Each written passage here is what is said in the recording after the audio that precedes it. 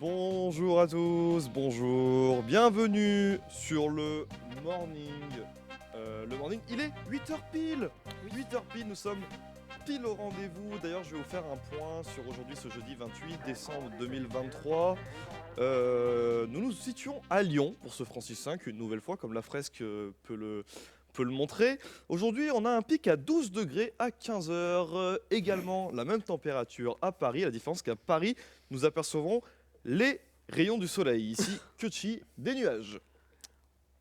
Dommage. Au niveau de l'actualité, il est 8h. Vous avez les push LFP normalement. Voilà.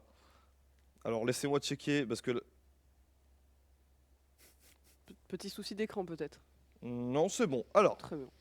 aujourd'hui, qu'est-ce qui va se passer dans le morning? Je vais uniquement présenter cette émission et puis je suis accompagné de mes deux chroniqueurs, Valentine et Renan, qui vont respectivement nous parler de mythologie scandinave et de cosmologie, sans trop développer plus pour le moment. C'est bien ça? Il vaut C'est mieux, il ça. vaut mieux. Ok. Alors, sans plus tarder, Valentine, je te prie de venir au pupitre, car c'est toi qui vas prendre les commandes désormais. Fort bien.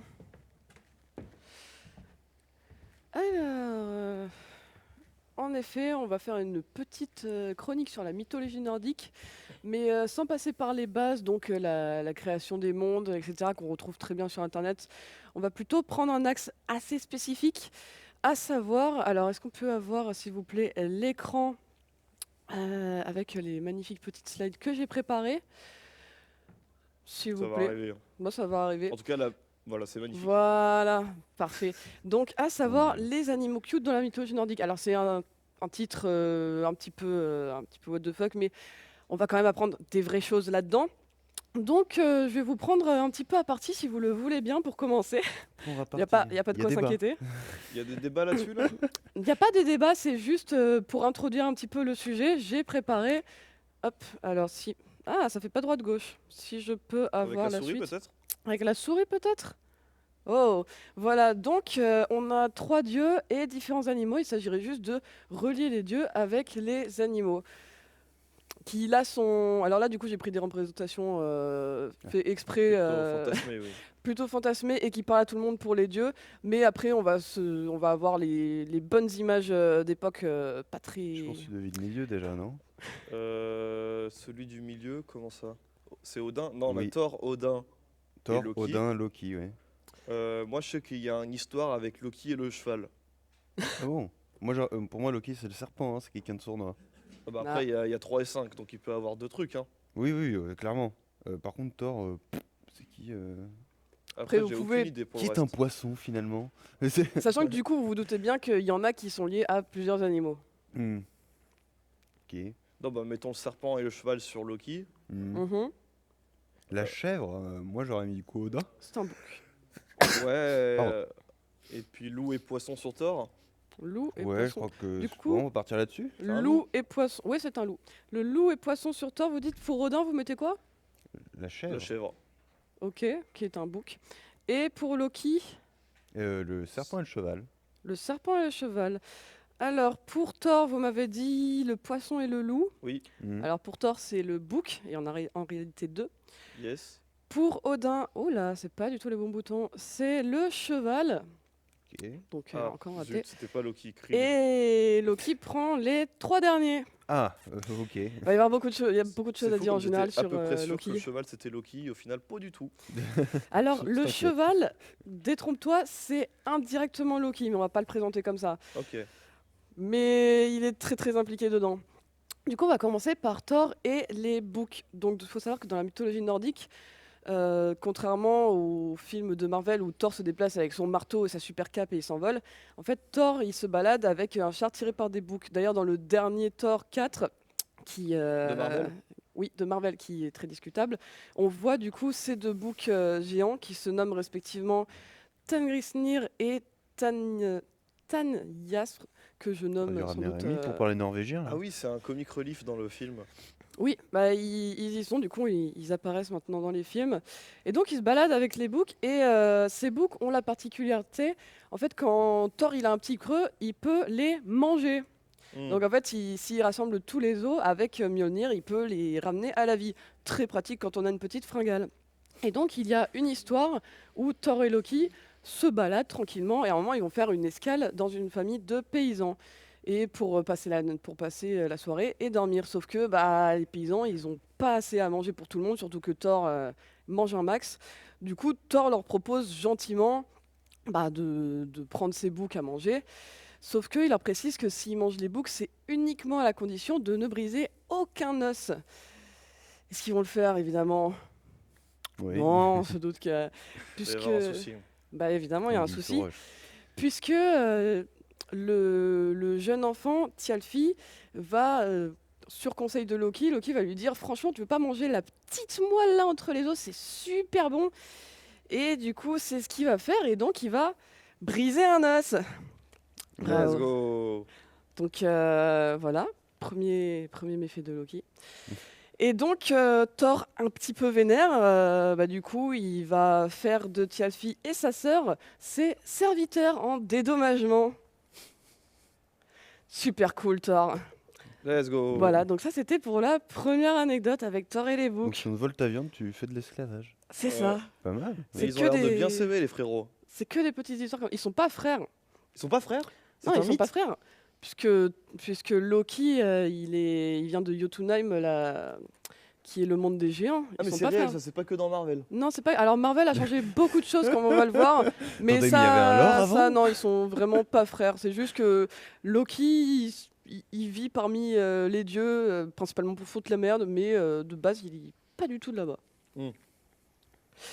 Et donc, on suit avec Odin qui a. Alors, je veux bien la slide à l'écran, merci. Qui a un flow incroyable, et le cheval. Et qui est un peu lié à Loki. Je suis pas sûre que vous la voulez, celle-là, mais. Du coup, pour le contexte. Oh putain. Oh, il La manque. simple photo Facebook. Il manque la slide d'avant, mais ce n'est pas grave. Bah, du coup, il aurait fallu sans la photo de profil. Mais en gros, on se situe quand les dieux ils ont fini de créer Midgard, donc qui est la planète Terre, et le Valhalla, qui est là où vont l'âme des gens morts au combat. Et il y a donc un gars, un random bâtisseur, qui arrive et qui dit ouais, vous voudriez pas que je vous crée une petite fortification là, parce que vos deux mondes ils sont sympas, mais histoire de les protéger, et qui ferait en 3 saisons. Sauf que ce serait... donc le gars, il vient de nulle part, il dit ce sera à condition qu'en échange, vous me donniez le soleil... Ah, elles étaient inversées, donc c'est la Là, slide j'étais d'avant. inversé. Qu'en échange, vous me donnez le soleil, la lune et Freya en mariage. C'est qui Freya? Freya, c'est la déesse du mariage, il me semble. J'avoue, j'ai plus mes notes dessus, j'ai un petit trou. Ok. Mais donc, Freya, qui est une déesse, les gars, ils ont pas trop envie. Donc, ils disent ok, mais tu le fais en une seule saison et tout seul. Donc, normalement, ils devraient bâtir un truc, mais pas finir. Donc, pas avoir la main de Freya, entre autres. Sauf que, il dit ok, j'accepte de le faire en une saison, d'être tout seul, mais par contre, je veux avec moi mon étalon. Alors, prononciation, c'est compliqué. Svaolfari. Donc, moi et mon cheval, et c'est ok. Et les gars, les dieux, ils sont pas trop chauds. Mais vas-y, Loki les convainc d'accepter. Donc il fait son petit truc. Le problème, sans doute il y en a toujours, c'est que bah, le gars, il est très rapide. Et il risque d'avoir fini dans les temps. Et donc d'avoir le soleil, la lune et Freya, ce qui plaît pas vraiment aux dieux. Donc, vu que c'était l'idée de Loki d'accepter, eh ben, c'est à Loki d'arranger tout ça. Et il se fait un petit peu menacer que s'il n'arrive pas à faire en sorte que le gars ne finisse pas, ça va mal finir pour lui. Donc Loki, que fait-il? Et c'est là qu'intervient le cheval. Du coup, vu que le bâtisseur il a un étalon, c'est grâce à cet étalon qu'il va giga vite, Loki, il va se transformer en cheval. Donc on parlait un petit peu de... Tu mentionnais la zoophilie tout à l'heure, malheureusement on va y arriver indirectement. Ouais. Loki va se transformer en superbe jument, il va aller à l'orée de la forêt, sortir son meilleur sex appeal, sa meilleure pose, et il va attirer l'étalon dans la forêt. Et l'histoire ne dit pas ce qui se passe, mais le fait est qu'après, il en ressort un cheval à 8 pattes, qui est donc le cheval d'Odin, Sleipnir. D'accord. Donc le cheval d'Odin Oui, est issu de Loki qui a troll et qui s'est transformé en cheval oui, et qui est allé bouffer. D'accord. c'est ça. Donc le cheval rassurant, d'Odin c'est rassurant. et l'enfant est un des enfants, on verra, de Loki. Ce n'est D'accord. que le début pour Loki. Donc de magnifiques histoires, évidemment. Donc, et si aussi, c'est que, donc après toute cette petite histoire, que Loki fait des choses pas très catholiques avec un cheval, on se rend compte que, en fait, le bâtisseur, vu qu'il est énervé, il révèle son vrai visage, c'est un géant. Et les géants, eh ben, Thor, petit coup de marteau et c'est fini. Donc au final, les gars, ils ont trop réussi géant, à finalement, garder Freya, à avoir leur fortification quasi finie, et sans aucune race, en tuant le géant. Donc vraiment, pas très très cool les dieux. Mais bon, on a beaucoup d'histoires où c'est pas très... Il y a rarement du propre, en effet. Oui. Rarement du propre, comme tu dis. Et ensuite, donc voilà, encore une histoire où Loki s'en tire de façon discutable. Et ça nous amène, avec cette magnifique image, à donc, on va pas... Du coup, Loki, vous avez vu, était relié à 3 animaux. On va faire 2 puis 1. On va Ouais. commencer par Loki. Juste, c'est un choix éditorial qui soit torse nu. Alors, c'est un choix éditorial, sachant que Voilà. on peut remarquer que toute la DA est globalement moche, mais c'est Moche. un choix artistique de choisir le kitsch et comics en MS. Et donc, ouais, ça permet de parler aux gens parce qu'ils connaissent plus cette version de Loki. Bon, pas torse nu, mais cette version des films Oui. Marvel. Et ouais, ça fait un bon contraste, je trouve, donc c'est totalement Non, voulu. mais c'était de l'humour, hein, ce n'était pas une critique. Oui, Ça, je oui. le ferai derrière dans ton dos. Euh, Donc non. oui, d'ailleurs, il n'y avait pas Odin torse nu pour aller avec la clique, mais bon. Je me doute bien. C'est un vieux monsieur.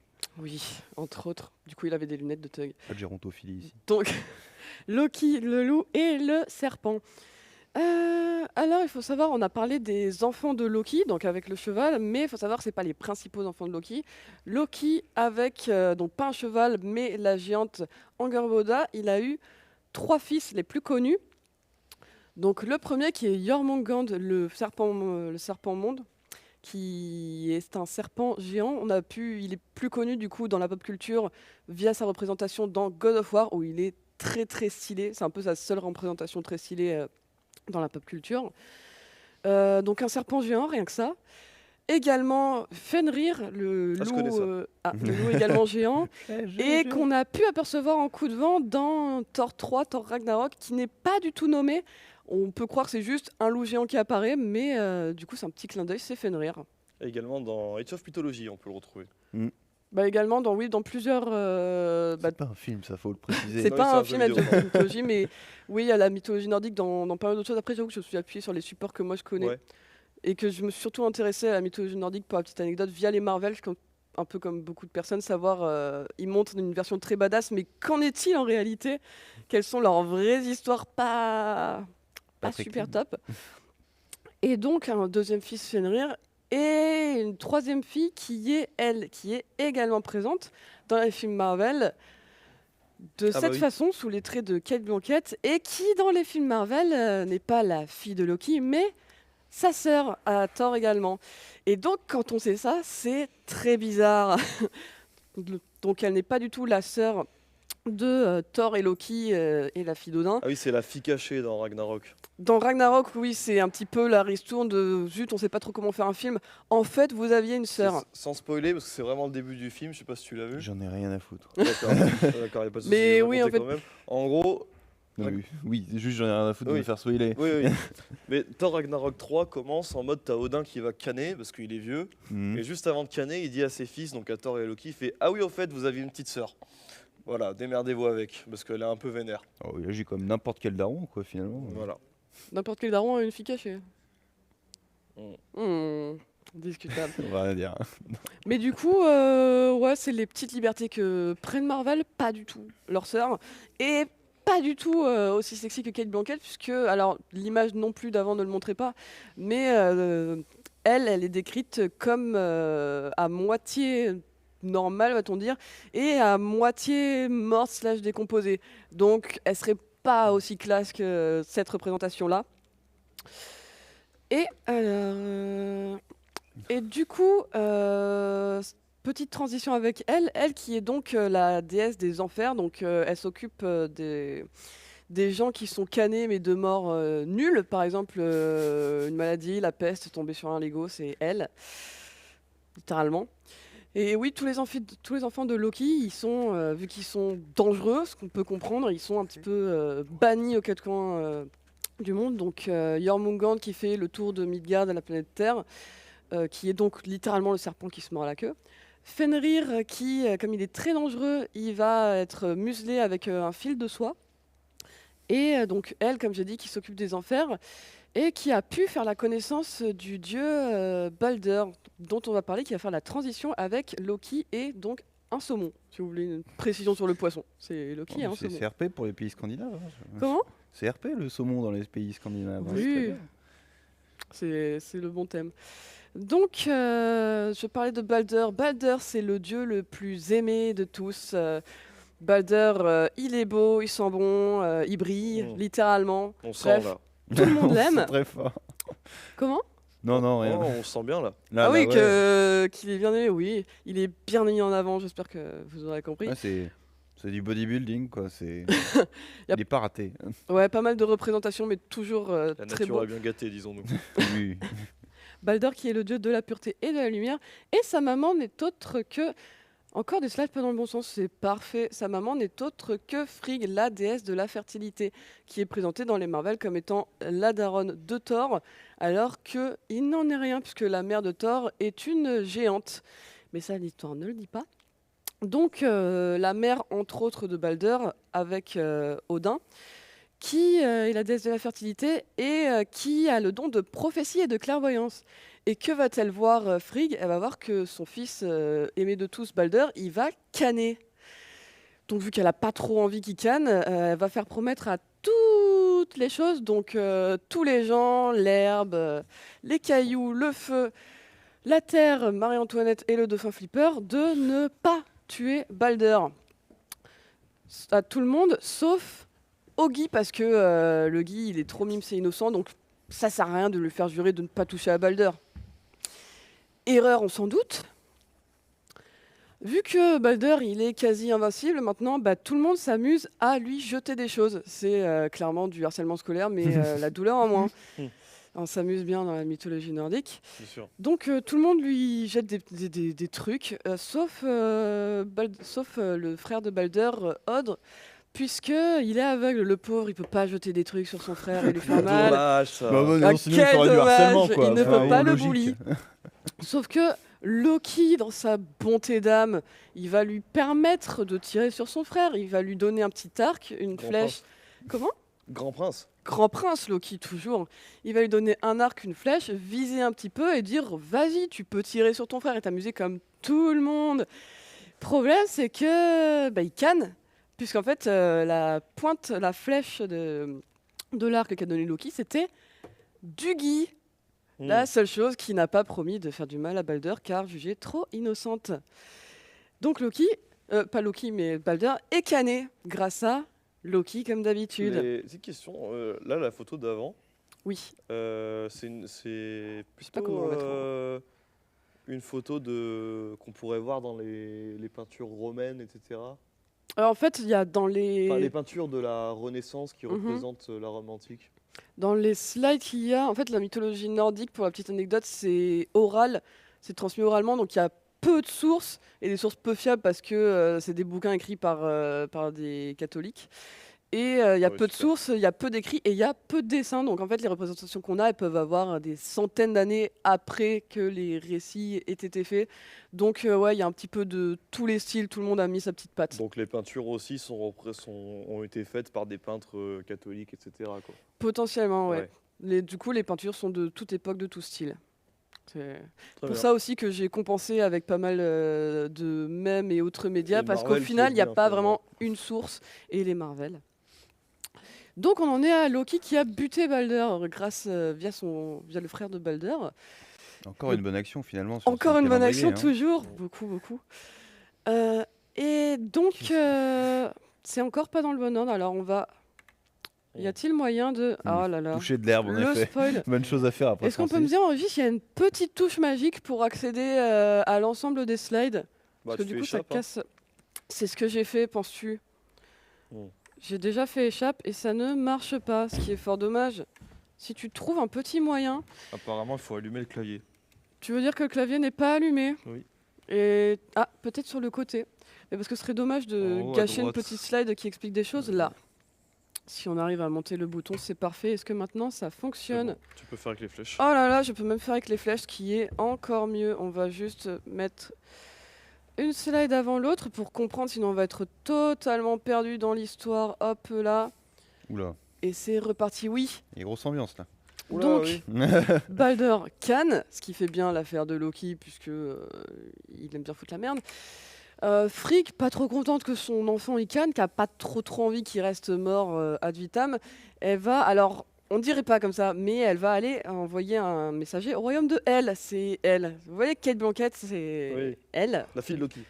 La fille de Loki, je dis, elle a des représentations très diverses. Elle va envoyer un messager pour négocier, tenter une petite négo pour ramener Balder dans le monde des vivants. Elle, grand prince qu'elle est, va accepter à condition que toutes les choses, donc tous les gens, l'herbe, les cailloux, le feu et la terre, pleurent la mort de Balder. Donc, sympa comme deal sur le papier. Le problème, c'est que on se doute bien que, encore une fois, ça va pas être aussi facile. Toutes les choses, effectivement, pleurent la mort de Balder, sauf une personne, une géante du nom de Tok, qui est en réalité... Je vous laisse deviner qui est en réalité cette géante. Hein, C'est pas- C'est Loki qui troll. C'est Loki qui troll, totalement. Donc, pour résumer la situation, du coup... Loki, entre autres, il casse la patte d'un des boucs de Thor, qui du coup boite, petite zoophilie, ce qui est pas fou.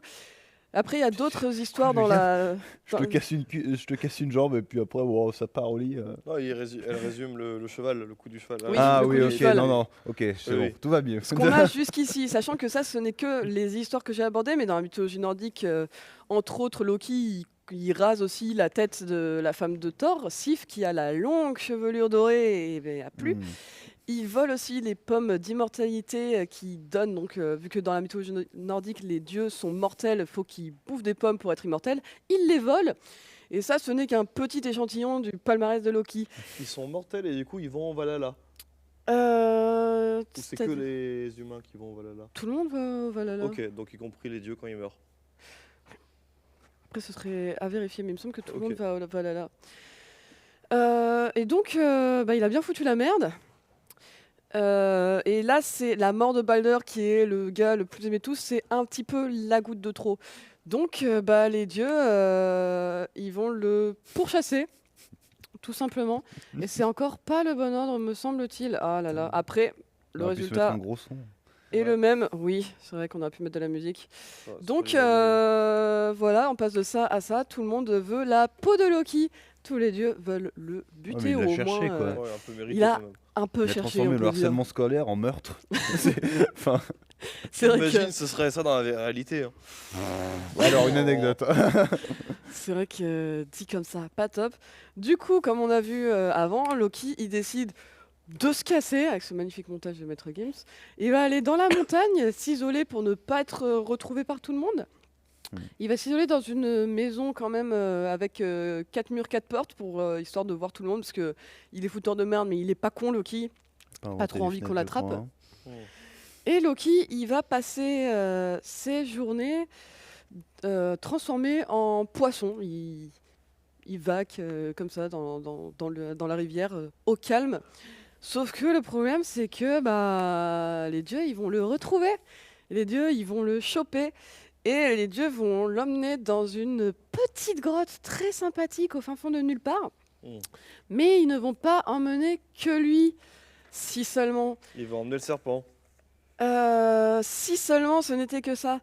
Ils vont emmener également avec Loki, Narfi et Vali qui sont encore des enfants à lui. Il y a énormément d'enfants de Loki.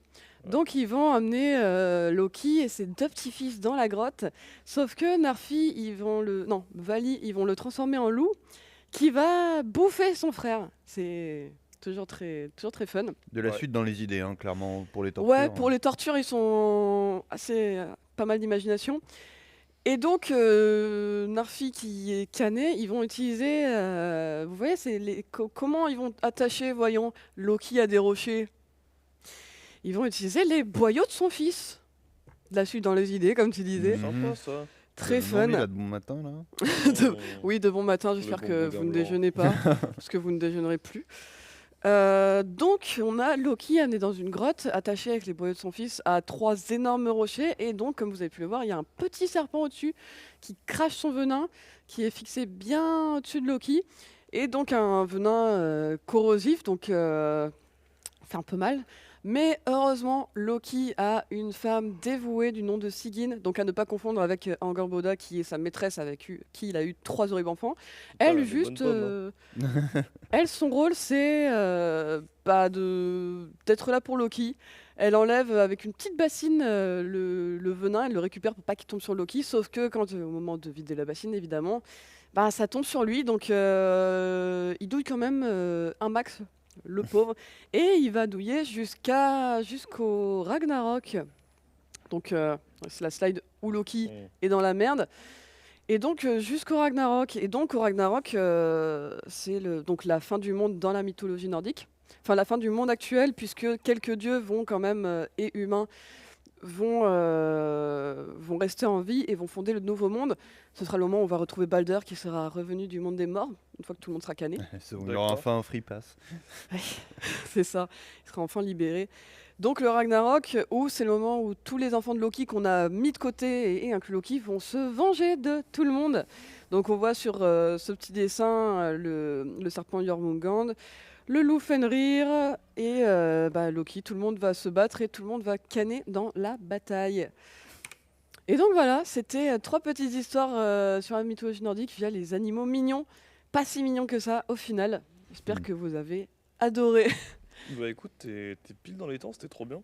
Bah, En merci. vrai, je me faisais la réflexion, par exemple, tu vois, des petits détails, si tu t'intéresses un petit peu aux mythologies en général, en vrai, tu vois les similitudes entre les civilisations, par exemple, genre le serpent géant, là, Jormungandr, Ouais. ça fait clairement penser à Quetzalcoatl chez les Aztèques. Il y a C'est beaucoup aussi de un choses qui se serpent recoupent. monde. Ouais, il y a des. Et je crois bien que c'est lui qui fait le lien, vu que chez les Aztèques, du coup, il faut du sang pour alimenter le soleil. Et c'est lui qui fait le Ah oui, transport, c'est SNCF, transport ferroviaire jusqu'au soleil. Une autre histoire super sympa. Je suis même pas. Oui, je non connais mais rien les du Aztèques tout qui sur font les des Aztèques. guerres juste pour avoir des gens à sacrifier, je vous rappelle, ça fait les guerres leur fleurie, donc bon Ouais. bref, on va Dit pas comme ça. s'étaler, mais bon, vrai quand que il faut les massacrer des gens Aztèques, pour pouvoir vivre sans eux, bon. Mais en effet, il y a pas mal de toute façon de mythologies qui se recoupent. Mm. Et donc je te laisse maintenant qu'on Ah. a passé des trucs T'as vu super qu'on a. mignons. J'ai apporté du café. Enfin, Guillaume nous a apporté Oui, du j'ai café. vu le café, vrai. merci bien. Et Bah, je vais du pouvoir sucre. boire ça pendant qu'on écoute la chronique de Renan. Je vais décéder. Pouf, Alors, je te laisse je prends te les battre commandes. avec l'ordinateur. Quelle place je prends? Celle-là? Let's Oui, go. toi, Alors, vraiment, j'ai mes ouais. sources. On va vous dire pas de quoi c'est la référence. Non, mais j'ai des sources, j'ai des notes. Je vais bien évidemment pas m'en servir. Parfait. Hop, c'est sur l'écran, on s'en fout. Et à un moment, je vais vous passer un livre, mais ça c'est pour après. Le café est froid. Ah bon. Il a eu le temps de refroidir finalement, c'est Mm. comme ça qu'il est meilleur. Où est la Bien sûr. souris? Alors, Oula. hop, parce qu'évidemment j'ai mis mes notes sur l'écran. Est-ce qu'on peut faire une transition? Let's go! On dirait un timbre en fait. Oui. Est-ce que, du coup, tu as parlé de cosmisme? Est-ce que vous avez déjà entendu parler de ce que c'est potentiellement le cosmisme? Ah, le cosmisme, oui, j'ai dit cosmologie. tout à l'heure. Cosmisme. Ouais, ouais, cosmisme. Non. Ou cosmism Moi, en ça fait anglais. penser fatalement à l'espace, mais, Oui, bah alors, le lien est évident. mais le mot exact, non. Il y a cette histoire qu'on dit astronaute pour les Américains, spationaute pour les Européens et cosmonaute pour les Russes, c'est ça? Oui, tout à fait. C'est une vision de comment est-ce qu'on construit son mythe spatial, si l'on peut dire, pour quelles raisons on s'y amène. D'accord. Et en fait, en l'occurrence, chez les Américains, on a plutôt tendance à appeler ça le transhumanisme, c'est-à-dire faire évoluer le plus loin possible jusqu'à une certaine limite d'éthique, sachant que c'est dans le transhumanisme, c'est le transhumanisme lui-même qui met cette limite d'éthique, elle est très floue. Jusqu'où est-ce qu'on peut faire évoluer l'humain pour améliorer son futur et sa condition de vie actuelle? Et bien la version russe de ça, soviétique si l'on préfère, vu que ça ne comprend pas que des Russes, c'est ce qu'on appelle le cosmisme. Alors pour ça on va remonter un petit peu, parce que ça a des origines bien plus littéraires et religieuses par rapport au transhumanisme. du côté russe.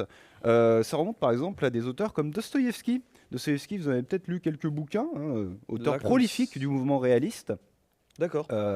Il a écrit un livre qui s'appelle Les Frères Karamazov, qui est une histoire entre deux frères. Bon, je vous fais pas le topo complet, mais qui parle beaucoup de dilemmes sur la morale, le religieux, comment se comporter en société, comment vivre le trépas de quelqu'un.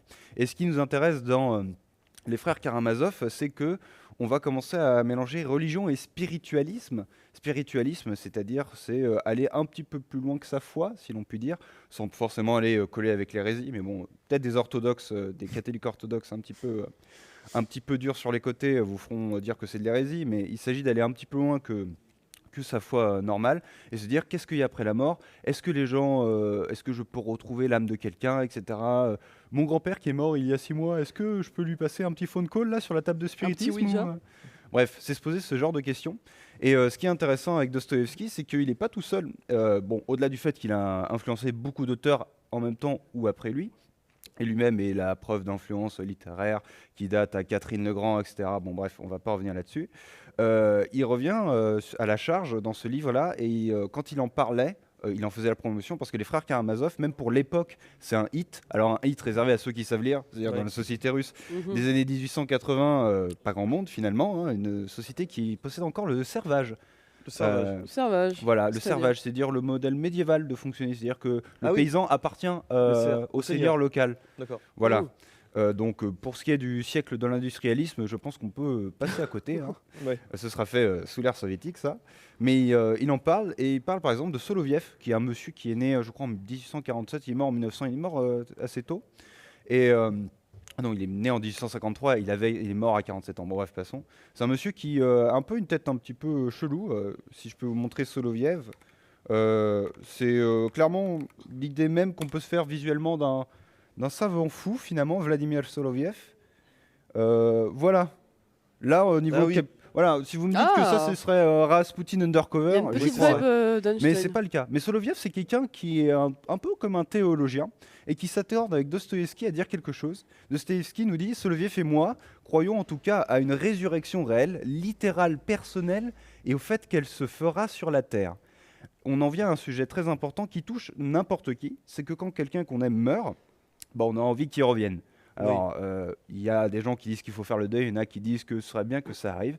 Tout étant que va naître cette idée-là qu'il faut trouver un moyen, un pont, une passerelle entre le monde des morts et le monde des vivants pour faire revenir ceux qui nous sont chers. Oui, faut Et- trouver une excuse, quoi. À cela, on va retrouver cette idée même dans des auteurs plus anciens comme Tolstoï qui écrit Guerre et paix, mais pas seulement. Par exemple, je ne sais plus quel est le marquis qui meurt dans Guerre et paix, mais il y a une longue tirade, vu qu'il y a une adaptation au théâtre que j'ai vue, qui parle très clairement de le faire revenir à la vie. On a aussi des auteurs comme Bierly, etc. Même Gorky, Maxime Gorky, qui va mourir en 1936 des purges staliniennes, mais qui est un auteur soviétique du coup. Il fait référence, et c'est un auteur très influent sur la question. Et on va en venir à la citation qui va structurer un petit peu tout mon propos, c'est-à-dire la résurrection de nos ancêtres ne dépend que de nous. Mais pour l'instant, on n'est que dans le religieux. Et c'est là qu'on va faire entrer Nikolai Fyodorov. Nikolai Fyodorov, c'est un archiviste, qui a travaillé dans 2 bibliothèques, mais on va dire que pour faire plus simple, Nikolai Fyodorov, pardon, je pensais que j'avais mis dans une salle, je suis bête. Nikolai Fyodorov, c'est un monsieur qui est assez érudit, qui est archiviste à Tchatkov à Moscou, puis à Roumantsev. Roumantsev, c'est la bibliothèque Lénine aujourd'hui, donc c'est pas un poste de merde. D'accord. Je sais pas quel est le salaire là-bas, mais si vous êtes archiviste là-bas, c'est un peu comme être archiviste aux archives nationales, peut-être, j'imagine. D'accord, l'équivalent. Ça pèse, t'as beaucoup de travail, mais ça pèse. Et on l'appelait un petit peu le Socrate russe, pourquoi? Parce que Fyodorov, il a une vie austère, il évoque des concepts basiques de philosophie, mais qui n'ont pas encore été explorés dans la société russe, que ce soit la satiété, la sobriété, et surtout, il dort sur une malle. C'est un mec un peu fou, il me rappelle un petit peu Diogène sur les bords qui dort dans un tonneau, mais sauf que lui, il dort sur une malle. Il va mourir du D'accord. coup assez tôt, Fyodorov, mais ce qu'il théorise, c'est intéressant, c'est ce qu'on va appeler le pont entre la science et la religion. C'est-à-dire que la science ne doit pas être une connaissance des causes premières, sans celle des causes dernières. C'est-à-dire qu'il faut qu'il y ait un début, une fin, grossièrement. C'est-à-dire que D'accord. si quelqu'un meurt et qu'il arrive à la mort, bah, c'est un cycle qui continue. On en revient un petit peu à l'idée que de toute manière, tout le monde se réincarne. Dans les religions hindoues, zoroastristes, on a toujours cette idée que vous réincarnerez. Alors chez les hindous, c'est plus en humain, chez les zoroastristes, c'est plus en animal. Enfin, ça dépend. D'accord. Voilà, ça varie. Et tout étant que ce genre d'idée très religieusement ancrée qui mélange la science à la base, ça va pas trop plaire aux bolcheviks quand il va avoir la double révolution de 1917, celle de février qui va amener d'abord les modérés et puis celle de octobre, enfin novembre dans le calendrier russe, peu importe, qui va amener les bolcheviks. D'ailleurs, petite anecdote, bolcheviks veut dire les majoritaires. Et donc on les oppose aux mencheviks, Qui sont les minoritaires. minoritaires. Sauf que le mec qui a sorti cette idée-là, c'est Lénine. Et au moment où il sort cette idée-là, eh ben, les mecs qui supportent Lénine sont minoritaires. Mm. Donc du coup, pour devenir majoritaires, ils ont commencé à dire qu'ils étaient majoritaires. Oui, et puis finalement tout le monde a rejoint le truc parce que Voilà. c'est le courant qu'il faut suivre quoi. Et c'est fou quand même. C'est fort. Pour devenir ce que je veux être, il faut que je l'annonce. Oui, voilà. Voilà, c'est Faut y bon, croire. bref. Du coup, maintenant, vous pourrez sortir ça à votre nouvel an, que bolchevique, ça veut dire majoritaire. Et tout étant que les idées de Fyodorov, bien qu'elles commencent à mélanger quelque chose de plus rationnel, on reste beaucoup dans le spiritualisme et ça plaît pas du tout aux soviétiques. Cependant, même si Fyodorov meurt au début du XXe siècle, des gens vont récupérer ces idées et vont tout à fait les intégrer à ce que l'Union soviétique cherche à répandre, c'est-à-dire la création d'un homme nouveau. Mais ça, on va y revenir après. Pourquoi ? Parce qu'on va venir vers notre partie un petit peu plus spatiale. On va arriver vers Konstantin Eduardovich Tsiolkovsky. Alors ce monsieur, on s'en souvient encore aujourd'hui. D'ailleurs, il y a comment est-ce qu'on peut appeler ça ? Pas une station de lancement, Baïkonour, qui se trouve, je crois, si je ne m'abuse, au Kazakhstan, va être remplacée, la plateforme de lancement. Et ils vont installer ça en Russie, parce que du coup, la Russie n'a pas envie de dépendre du Kazakhstan pour lancer ses engins dans l'espace. Et ben, ils vont l'appeler la station, la base de lancement Tsiolkovsky. Alors, il a un nom un peu chiant à dire. Ils avaient passé ça au Kazakhstan parce que c'était plus près de l'équateur. Oui, parce que en fait, du coup, l'arc, en fait, quand tu balances une fusée, il faut que tu utilises la traction de la Terre comme une sorte de fronde pour démarrer. Et donc, du coup, il y a un certain endroit à respecter. C'est pour ça qu'on lance les fusées depuis Kourou, depuis Cap Canaveral pour les Américains, etc. Mais ce qui nous intéresse pour Tsiolkovsky, c'est que lui, c'est un peu un savant fou. Alors, il en a un peu moins la tête que Soloviev, mais lui, il a une partie beaucoup plus scientifique. Il est l'auteur de ce qu'on appelle l'équation de Tsiolkovsky, qui en gros met en relation le fait qu'un engin envoyé dans l'espace va prendre de plus en plus de vitesse et que son poids au départ va différer de son poids à l'arrivée, l'arrivée étant l'entrée dans l'espace, après avoir traversé toutes les couches de la Terre. Et cette théorie, aussi bête qu'elle sonne, il est le premier à la faire. Et pour l'expliquer, en fait, vu qu'il a fait une belle équation, c'est gentil, il a fait sa racine carrée, on lui demande, frérot, comment est-ce que ça marche ? Mettre un type sur une barque, et il va lui dire, t'es sur cette rive, je veux que tu atteignes l'autre rive, tout ce que tu as sur ta barque, c'est des pierres. Et donc, du coup, ce qu'il fait, c'est juste, il balance des pierres. Et le mouvement d'envoyer des pierres, ça va faire déplacer la barque. Ça va faire déplacer la barque. Et ce nombre de mouvements que tu dois faire de jeter de pierres est égal pour les deux côtés de la rive. C'est-à-dire que le retour et l'arrivée sont forcément des constantes d'énergie. Et donc, du coup, pour envoyer quelque chose dans l'espace et le faire revenir, c'est beaucoup plus simple à calculer.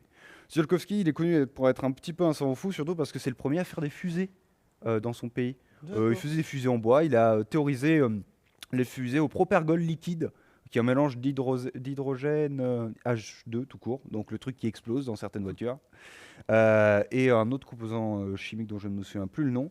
Mais alors qu'il n'y a pas de fusée du tout à son époque, etc., Tsiolkovsky il carbure et il prévoit déjà d'envoyer des gens dans l'espace.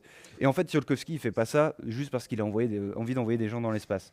En fait, Tsiolkovsky, il a lu Dostoïevski, comme beaucoup de Russes finalement qui ont accès à la lecture, et il est au courant des travaux de Fyodorov, et il est au courant que l'avenir de l'homme, c'est dans l'espace. Pour citer Tsiolkovsky, il considère que le berceau de l'homme, c'est la Terre, et aucun homme n'a vocation à rester dans son berceau.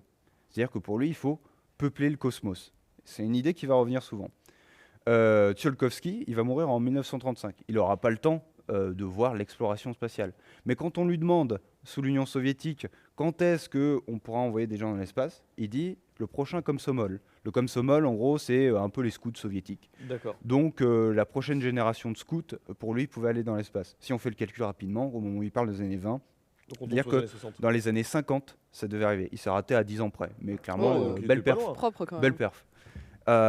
Et Tsiolkovsky, c'est quelqu'un qui, du coup, va poser les bases et qui encore aujourd'hui est fait référence dans les médias russes, est un emblème national entre guillemets, mais ça je vais y revenir après.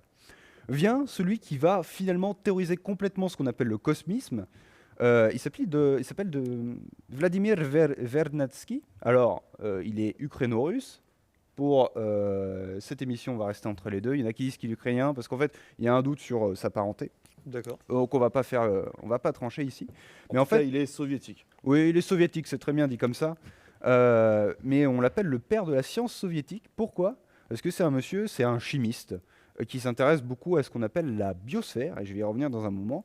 Mais d'abord, pour rappeler son petit palmarès, le mec travaille avec le couple Curie.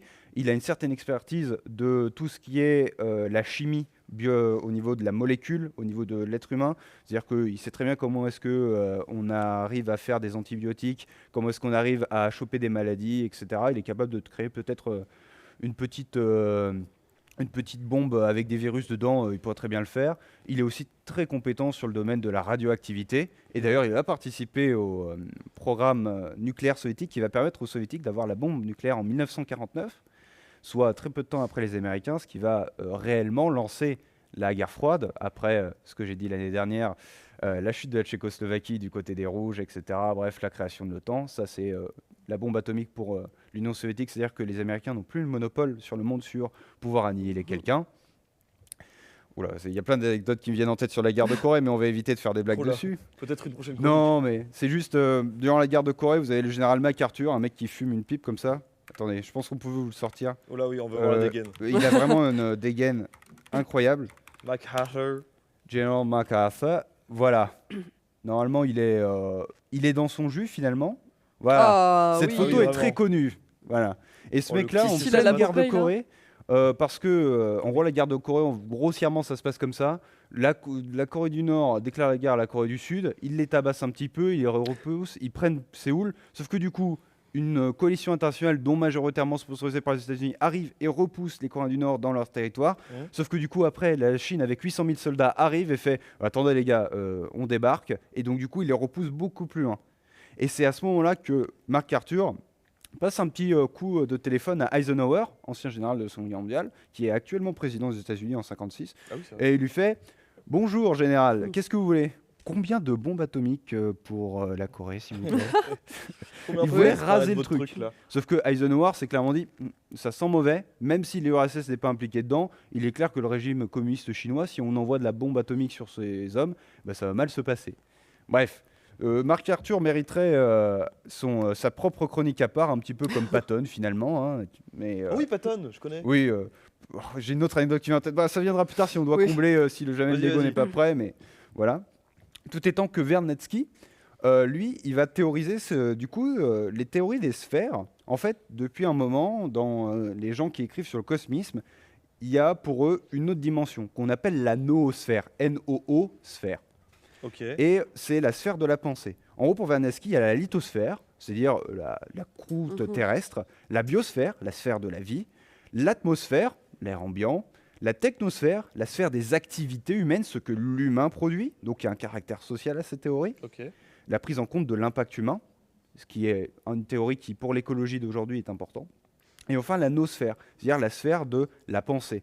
Et pour lui, la nosphère, et il va continuer de le théoriser jusqu'à sa mort en 1944, si je ne m'abuse, Très bien.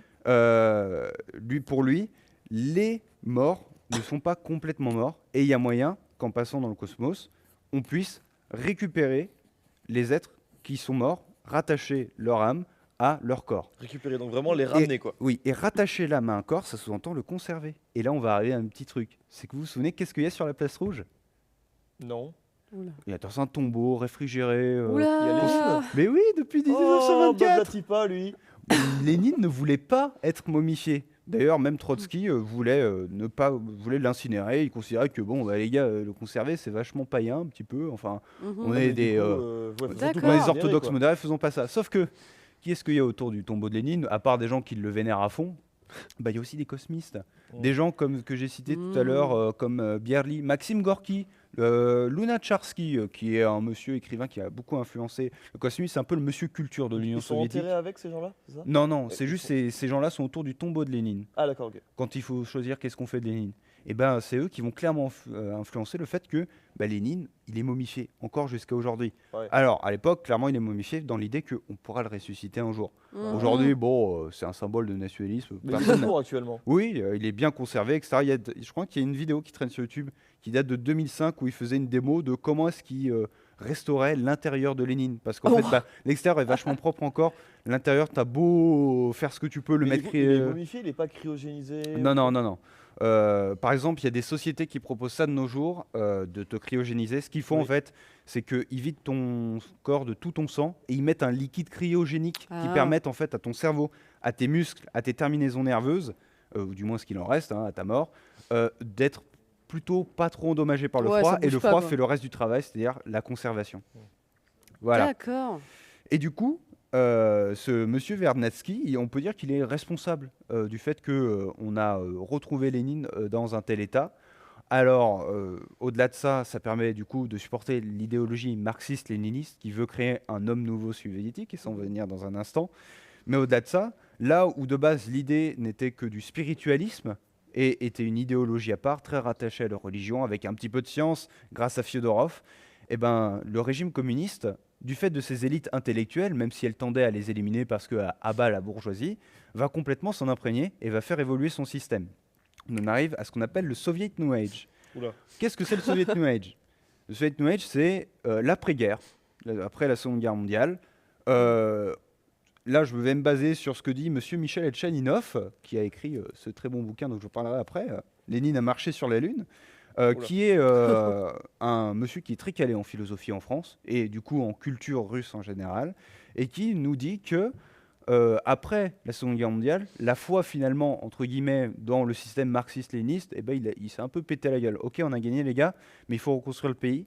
Et puis surtout, qu'est-ce qu'on fait maintenant? Sachant que de l'autre côté, ils ont le plan Marshall, c'est-à-dire envoyer des dollars partout en Europe pour imposer la monnaie du dollar, mais aussi pour relancer les économies européennes. Et en plus, la vie américaine dans les années 50, c'est quelque chose de très idéalisé, les grosses voitures, les gros frigos, etc. Un peu l'imagerie qu'on a dans Fallout, finalement. Oui. Et du coup, chez Soviétique, on va essayer de se mettre un peu à faire ce genre de choses-là. D'ailleurs, le Soviétique des années 50-60, limite, mange mieux et vit mieux que l'Américain moyen. Alors ensuite, ça, c'est des stats sur la taille moyenne, le taux de mort infantile, etc. Mais ce sera un débat plus long. Mais pour dire que le pays se remet plutôt bien de la Seconde Guerre mondiale, même s'il y a des fractures, et que dans tout ça, on est content du système, mais on n'y croit plus trop. Genre, on est là par défaut, finalement. L'idéologie communiste n'est plus qu'un faire-valoir. On est là sur notre drapeau, mais voilà. Et c'est comme ça que beaucoup d'une partie de la population va se retrouver vers des choses un petit peu plus spirituelles. Des choses où on va se dire, il nous faut un nouveau but. Et le programme spatial est là pour ça. Et le programme spatial soviétique est complètement dirigé par le cosmisme. C'est-à-dire qu'on ne fait pas ça simplement parce qu'il faut aller dans l'espace, il faut aller faire la course aux Américains. Il faut faire parce qu'il y a un intérêt géostratégique. Hein. Il y a une motivation spirituelle. Mais déjà, l'intérêt stratégique, c'est envoyer le premier satellite dans l'espace, Sputnik 1, 5 ans avant les Américains, pouvoir prendre des photos de l'autre au-dessus de chez lui avant qu'il puisse le faire C'est puissant. chez toi. Ouais. C'est littéralement genre je peux t'espionner et pas toi. Ouais. C'est vachement pratique. Mais aussi le fait de C'est- pouvoir... oui. Comme je suis parti, je fais une petite aparté, je suis parti à Las Vegas et tu sais que dans le désert du Nevada, il y a la Mhm. zone 51 qui a été rendue publique seulement il y a quelques années dans un vieux document, je sais Mhm. pas quoi. Mais jusqu'à maintenant, les Américains ont toujours caché cette zone et nous ont jamais parlé, genre en mode oh non, c'est pas ce que c'est. Et c'est grâce aux satellites russes, je crois, qu'on a su qu'il y avait quelque chose là-bas. Oui, parce que ça les arrange bien. Voilà. Enfin, de toute manière, même si c'était pas les Russes qui le faisaient, ça aurait été forcément une nation tierce, même si elle n'est pas dans l'OTAN. Ça fait déjà depuis les années 80, je crois que l'Inde a des satellites, ne parlons pas de la Chine, même s'ils ont utilisé par ouais. proxy du coup le site de lancement de Baïkonour. Ils sont allés aussi se servir, je crois, les Iraniens en ont un, parce qu'ils sont pas loin de la fameuse courbe de lancement. Ah oui, il y en a pas mal en fait. Mais oui, mais c'est des plus petits sites de lancement. Ensuite, du coup, forcément, moins tu veux investir dans une fusée parce que tu as moins de moyens et parce que tu as moins d'expertise, vaut mieux faire ça chez les autres parce que du coup, si tu as un meilleur site de lancement, ça te demande moins d'argent, moins de carburant, moins de préparation. Oui. Bref, et ce Soviet New Age, il cherche à construire un homme nouveau soviétique. l'idéal finalement, hein, comme l'américain moyen avec sa voiture et son frigo. Ouais. Et ben, le cosmisme va servir à ça. C'est comme ça qu'on va beaucoup idéaliser le fait que le premier homme dans l'espace, Monsieur Gagarine, eh ben, on va en faire des tonnes d'affiches. C'est pour ça qu'au tout début, on a ça. Ah, c'est lui. 1961, oui. Oui, oui. Et du coup, il y a toute cette idéologie que Gagarine, il tient les étoiles dans ses mains. D'accord. Et ouais. là, on en revient un petit peu à des théories qu'on est en train de tester, du coup, en découvrant l'espace, qui viennent de Tsiolkovsky, qui dit que pour lui, le cosmos est un ensemble déjà établi. L'homme a tout à y conquérir, mais les étoiles sont déjà occupées. Pour lui, chaque étoile a déjà un dirigeant, a déjà son système, et même les voies lactées ont des assemblées galaxies. générales de pays, D'accord. d'étoiles, qui s'organisent entre elles. Et tout ça, l'humain doit aller en contact avec ça. Bon, bien évidemment, en allant dans l'espace, en faisant les premières expérimentations de la radio à travers l'espace, et en voyant qu'il n'y a pas de retour, en voyant que les ondes qu'on capte, en fait, finalement, et c'est d'ailleurs ce genre de petites découvertes, recevoir des ondes radio, qu'on croit que ça veut dire quelque chose, etc., alors que c'est juste de la radioactivité qui passe à travers notre couche, qui vient de l'espace, qu'on croit que ça signifie des messages cachés, on va se rendre compte qu'il n'y a en fait absolument rien. L'espace est majoritairement vide. Mais au début, quand on a commencé tout ça, les conquêtes dans l'espace et tout, côté soviétique, on y croyait dur comme fer, aux théories Oui. de l'autre. Et puis après, il y a Oui. eu des illusions petit à petit. Ensuite, il y a toujours une partie technique, qu'on s'entende bien. Tsiolkovsky bien a sûr. beau être un illuminé, c'est un illuminé pratique. C'est un mec qui, quand même, t'a fait une théorie qui est correcte de Ouais. la poussée d'un astronef depuis la Terre jusque dans l'espace. Ah, il savait de quoi il parle. L'équation de aussi, Tsiolkovsky, c'est une référence aujourd'hui. Et même si il est un petit peu fou et c'est marrant de construire des fusées en bois au début du XXe siècle alors que rien ne vole, ou alors on vient à peine d'inventer l'avion, il fallait quand même le faire en premier, même si ça nous paraît peut-être un petit peu évident aujourd'hui. Tout étant que ce Soviet New Age va apporter une nouvelle part, une nouvelle réalisation, beaucoup plus froide, beaucoup plus teintée de réalisme, qui va durer jusqu'à la chute de l'Union soviétique. On va se rendre compte petit à petit, tout comme les Américains, mais avec pas la même déception, beaucoup plus grande, que l'espace est vide, finalement. Et que surtout, pour atteindre les morts, comment on fait? Il y a des scientifiques qui vont être payés par l'État soviétique pour aller chercher ça.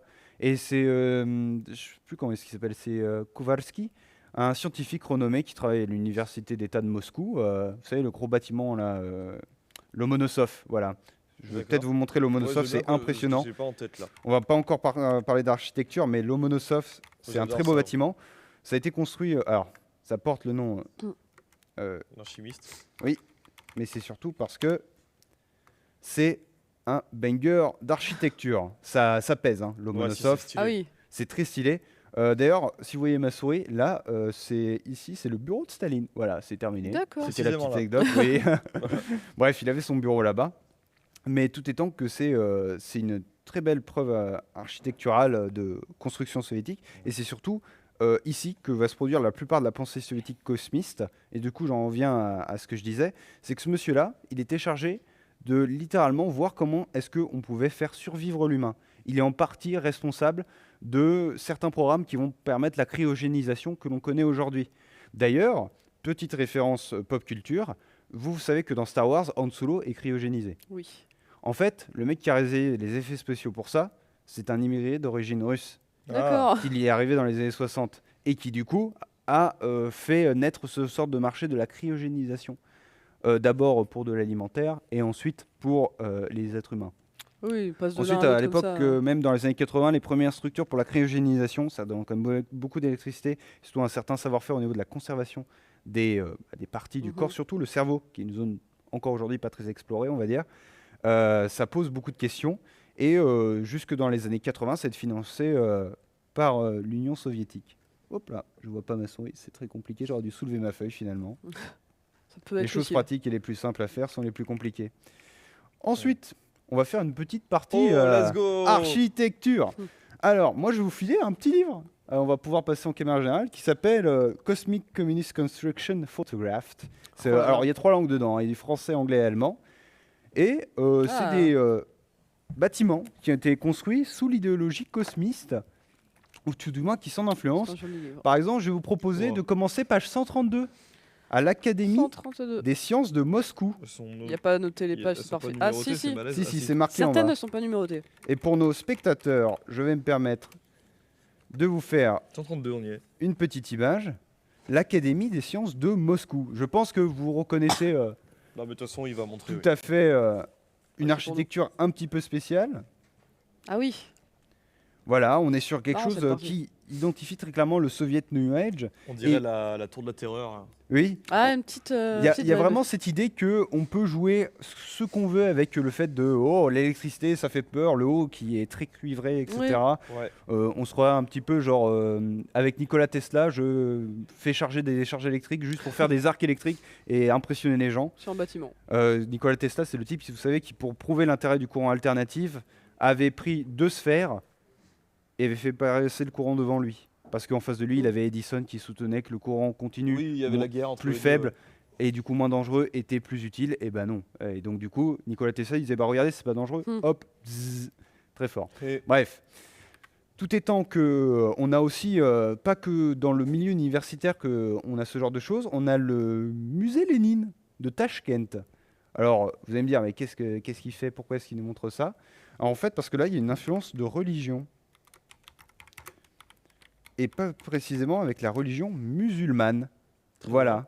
Oh, Les wow. motifs que l'on retrouve le long du musée parce que c'est en Lénine à Ouzbékistan. Tachkent, ce sont des diagrammes qui rappellent en fait tout simplement les portes que l'on retrouve sur divers monuments religieux, que ce soit des mosquées ou même Putain, par mais oui. exemple, là on peut retrouver à peu près les mêmes symboles que sur le Taj Mahal, Ah. qui est un monument multiculturel, multi-religieux. Que nous avons Donc eu il n'y a pas l'occasion que... de Oui, voilà. construire en Lego l'an dernier sur Francis édition 4. Voilà, et donc du coup, ça, c'est le musée Lénine, je crois, qui a été construit dans les années 80. Là-dessus, on est sur une architecture aussi cosmique, et surtout, on est en plein milieu des plaines de l'Asie, c'est-à-dire que ça ne touche pas que la Russie, qu'on va dire cosmopolite, celle qui se trouve à l'est, Moscou, Saint-Pétersbourg, voire Volgograd, ancienne Stalingrad. Là, on est vraiment au centre du plateau de l'Asie centrale. Ouais, on est en Ouzbékistan, c'est Oui, c'est tout à fait ça, en Ouzbékistan, ça à Donc Tachkent, plutôt, capitale. Dominance musulmane, du coup. Tout à fait. Quoi qu'il y ait aussi une part taoïste, enfin ça a dû être évacué avec le temps, je crois. Mais il y a beaucoup de. En fait, de toute façon, dans la plupart des pays de l'ancienne URSS, on a juste beaucoup en général d'athées. Parce que bah, le communisme a fait un petit nettoyage là-dessus. Même si à la chute de l'Union soviétique, on a un retour un petit peu de la religion, etc. Bon, bref, Orthodoxe. voilà. Pas que, ça dépend des pays en fait, tout simplement. La Russie elle-même, de toute manière, la Fédération de Russie elle-même divisée en républiques autonomes. J'imagine que c'était très lié la religion au tsar et tout ça, donc du coup Mhm. les soviétiques ont... Même, en fait, une chose que j'ai oublié de préciser, que je vois maintenant dans mes notes, l'idée du cosmisme, c'est pour ça que les soviétiques, enfin le pouvoir soviétique l'accepte, c'est parce que ça permet à l'État de créer pour le peuple un nouveau dieu pour remplacer ce que la religion Oui. prend Un quand narratif on de l'enlève. substitut. Et là où des écrivains comme Lunacharsky, le monsieur culture, ministre de la culture de l'Union soviétique, propose, c'est que en fait, en créant un nouveau dieu, un nouveau terreau fertile pour la population selon ses propres propos dans lequel manger, alors le peuple sera satisfait, il aura ses nouveaux dieux. Et il suffit juste que l'idéologie marxiste-léniniste lui donne un dieu, du moment qu'elle correspond aux idéaux du parti. Voilà. Ensuite, dans notre petite tournée architecturale, je vous proposais d'aller page 226. J'ai oublié de vous dire que c'est page 118, le musée de Lénine. C'est pas Mais grave. page 226, vous avez la Pioneers Place de Almaty, toujours en Ouzbékistan, si je ne me trompe pas. 126. 26. Voilà. De toute façon, on va Ce le voir. bâtiment, alors peut-être pas du Shutterstock, voilà, une image assez grande. Hop. Pioneer Palace. Et là, ça va me permettre de citer un petit peu de nouveau Elchaninov, qui pour lui, en fait, il décrit la Russie un petit peu finalement comme une étendue très vaste. On le retrouve beaucoup dans les écrits, par exemple, de Tolstoï, quand il décrit le paysage. Et que finalement, l'idéologie cosmiste avait tout déjà pour s'implémenter, c'est-à-dire que les coupoles de la religion orthodoxe, c'est un petit peu comme déjà le chapeau de la fusée. Et que le premier étage, c'est le spiritualisme, ensuite il y a la religion, et enfin il y a le cosmisme. Pourquoi est-ce que j'en viens là? Parce que ça, le Pioneers Place, en fait, c'est là où on a enseigné, on enseignait la vie de scout au Komsomol, les petits pionniers scouts de l'Union soviétique. Et donc du coup, on les influençait. Il faut savoir que le cosmisme est encore une matière qui est enseignée aujourd'hui dans toutes les écoles, dans toutes les universités, de Russie. Et c'est une pensée philosophique qui a tout à fait sa validité. En France, si vous faites de la philo, pas sûr qu'on vous en parle, parce que c'est quelque chose de très spécifique à un pays. Aussi grand soit-il, le plus grand sur la planète, pas en termes de population. Mais c'est une idéologie qu'on range dans la catégorie, bon, un peu farfelue, et puis ça a servi un moment. En réalité, le cosmisme a encore de la valeur aujourd'hui. Et alors que je vais pouvoir revenir sur mon diapo en vous disant que le bâtiment que nous avions à la base sur le diapo, il s'agit du sanatorium de Druzhla en Ukraine, page 286 si vous voulez des belles Mhm. photos. Parce que bien évidemment, le cosmisme n'a pas influencé que les sports et le côté universitaire. Il s'est mélangé à ce qu'on appelle le brutalisme. Le brutalisme, c'est ce qui a créé les Khrouchtchevka et toute autre barre d'immeubles que l'on retrouve beaucoup dans ces pays-là, qui sont un petit peu symboles finalement, qui ramènent un petit peu aussi l'ambiance qu'on appelle doomer sur Internet. Oui, mais Euh, également en France. Hein. Oui, mais Dans nous, les nous c'est un peu banlieues. pas pour les mêmes raisons, on n'a pas la même influence. Nous, c'est parce qu'il a fallu reconstruire après la guerre. Oui, tout simplement. Notamment le Eux, Corbusier, en fait, eux, ils ont le même problème que nous, c'est-à-dire que dans les années 60, on se retrouve avec plein de gens qui ont copulé à balle, et donc du coup, on a plein de gosses et il faut loger tout ce Eh oui. monde-là. Ouais. La différence avec l'URSS, c'est que le logement est offert. Oh, pas Et mal que, ça. d'ailleurs, encore aujourd'hui, la location n'est pas quelque chose de très courant en Russie. La propriété l'est. D'accord. On loue très rarement un appartement, on l'achète plutôt.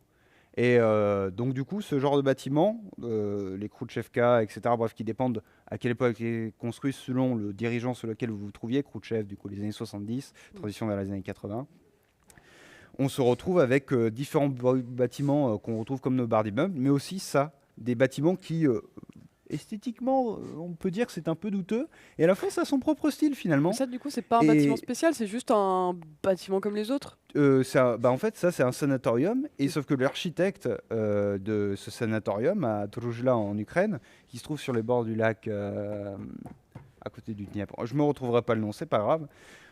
Pour lui, en fait, ce monsieur-là, très clairement, il a voulu faire quelque chose qui permet de voir les étoiles, peu importe l'heure.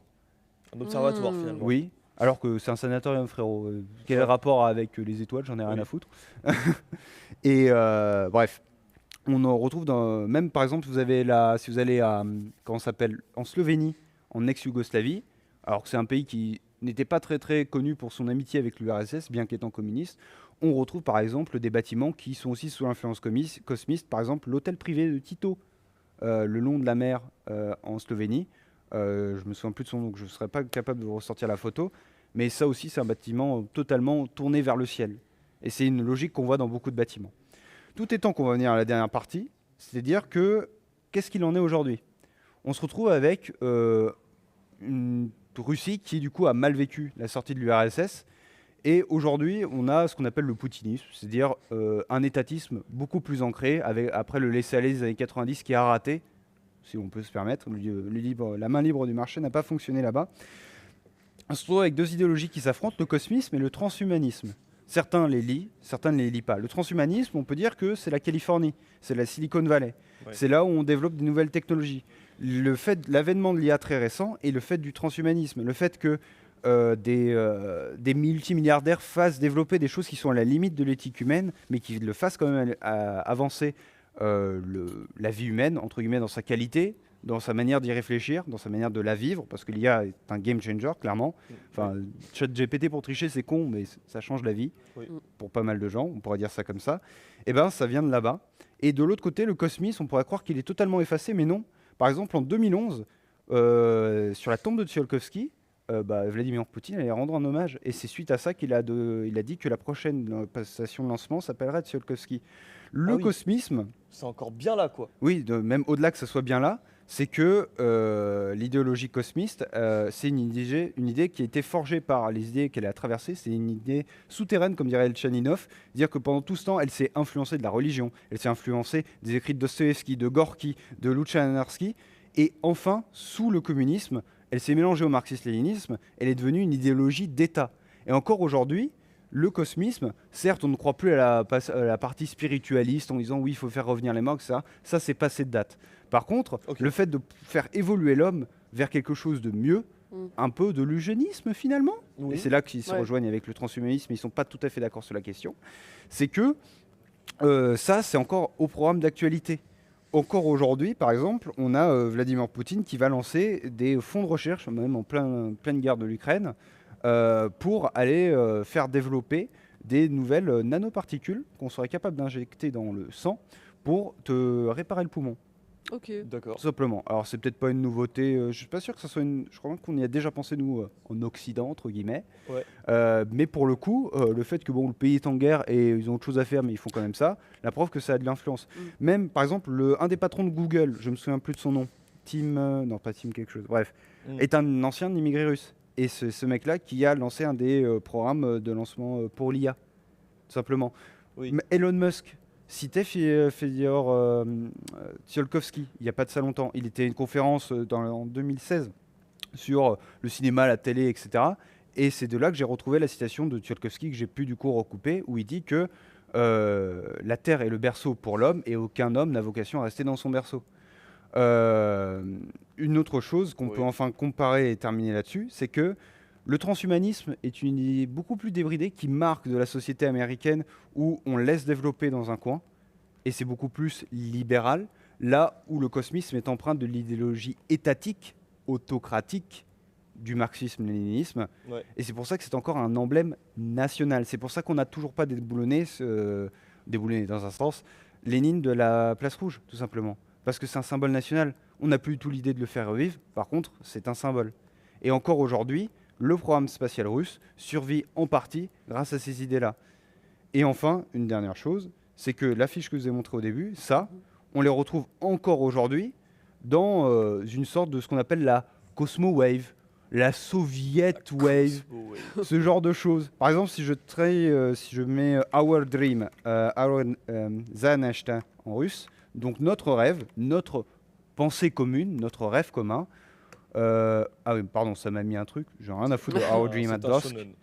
Un seinen. Soviet. Hop, non, je vais tomber sur, par exemple, ça c'est une affiche qui était faite au 21e siècle. Mais la preuve que ça influence encore aujourd'hui. Oui, en effet. Ça, c'est la version actualisée.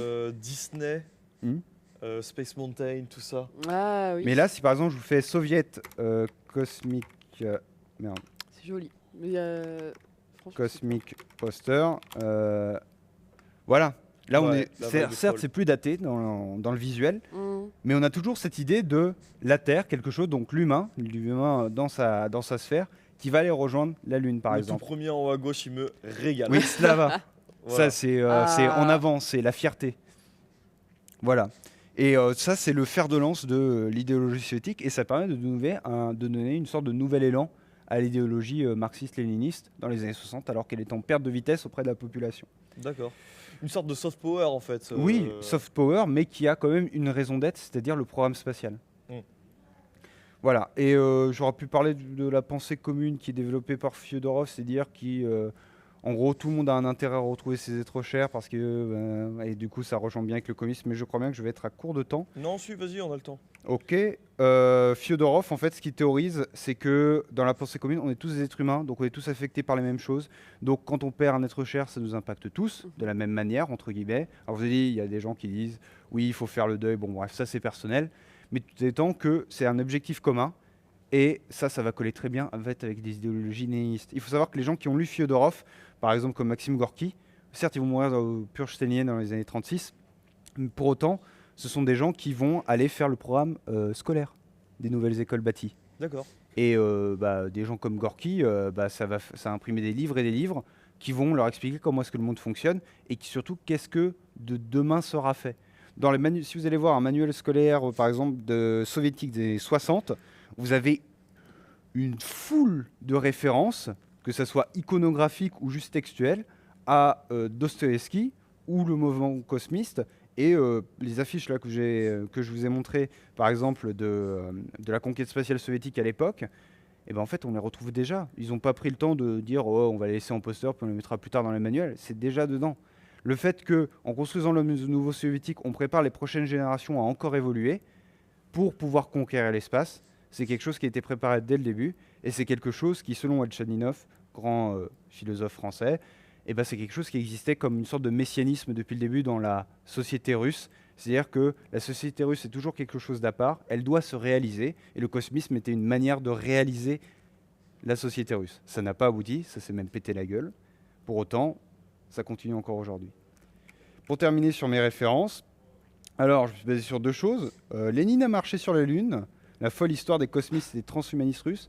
Alors du coup, je le La cite cover parce est que incroyable. en fait, c'est ce livre qui m'a donné l'idée. En fait, je j'avais même pas idée que le cosmisme existait. Enfin, tu sais, j'étais en mode ouais. Est-ce que c'est la cover qui t'a donné envie de lire le livre? Alors, Et le titre un en peu, premier il est lieu, un oui, peu mais surtout, j'ai putaclic, entendu parler d'Elchain 9 parce que il a parlé de son livre en fait, simplement sur France Culture.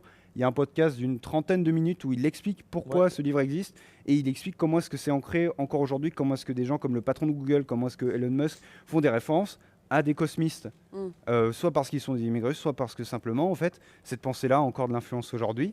Et aussi, je me suis aidé de Russia Space Diplomacy, Why We Should Look Back to the Soviet Years. Pourquoi est-ce qu'on devrait regarder vers les années soviétiques de Olga Dubrovina, qui est publié au CIRIS. Donc le CIRIS, c'est la partie Europe centrale, Europe de l'Est de la Sorbonne, Paris 1.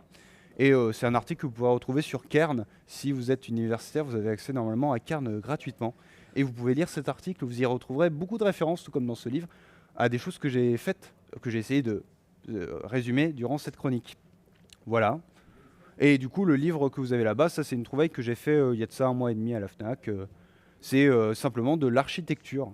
Vas-y, si on peut le montrer juste à l'écran. Très bel ouvrage. Alors c'est Taschen, donc ça veut dire que c'est une édition De poche. franco-almano-anglaise. Donc il y a les 3 langues dedans. Ok.